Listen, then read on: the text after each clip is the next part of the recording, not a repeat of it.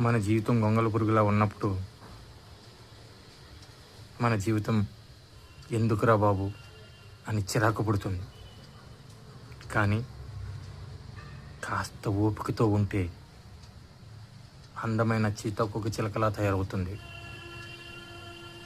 దానికి కావాల్సింది సహనం, ఓపిక.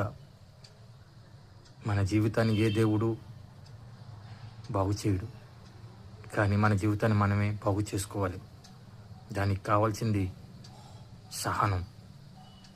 సమస్య వచ్చినప్పుడు బాధపడిపోకుండా ఎందుకు వచ్చింది, ఎలా వచ్చిందని ఆలోచిస్తూ ఆ సమస్య పరిష్కారం కోసం మనం ముందుకెళ్ళడమే జీవితం.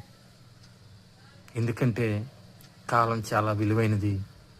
ప్రతి గాయాన్ని కాలం అనే ఒక ఓర్పు మాన్చుతుంది. కాబట్టి ప్రతి ఒక్కరూ కూడా ఆవేశంలో కానీ ఆలోచన లేకుండా మన జీవితాన్ని మనం పాడు చేసుకోకూడదు. ఎవరో వస్తారు, ఏదో చేస్తారు, కాపాడతారని ఎప్పుడూ అనుకోకూడదు. మన జీవితాన్ని మనమే రక్షించుకోవాలి, కాపాడుకోవాలి, ముందుకెళ్ళాలి. అందరిలోనూ ఒక మంచి వ్యక్తిగా గుర్తింపు పొందాలి.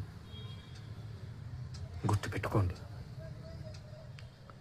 ఆ సహనం శాపం కాదు, మనకి పరీక్ష మాత్రమే. చదువుకునేటప్పుడు మనం పరీక్షలు రాస్తుంటాం, మార్కులు ఎక్కువ తెచ్చుకుంటూ ఉంటాం.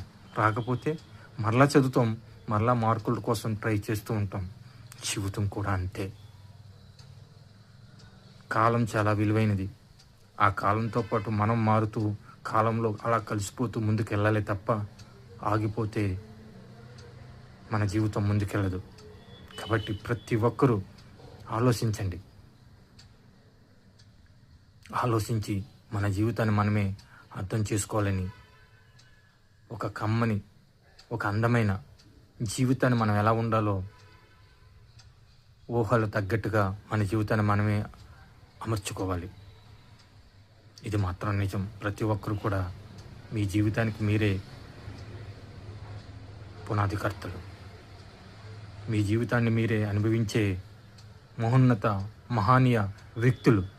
మీరే దేవుళ్ళు.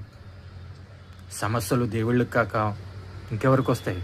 అందుకని సమస్యలు మీ అందరికీ వస్తాయి, మనందరికీ వస్తాయి. సమస్య వచ్చినప్పుడు భయపడొద్దు, ధైర్యంగా ఎదుర్కోవటమే జీవితం.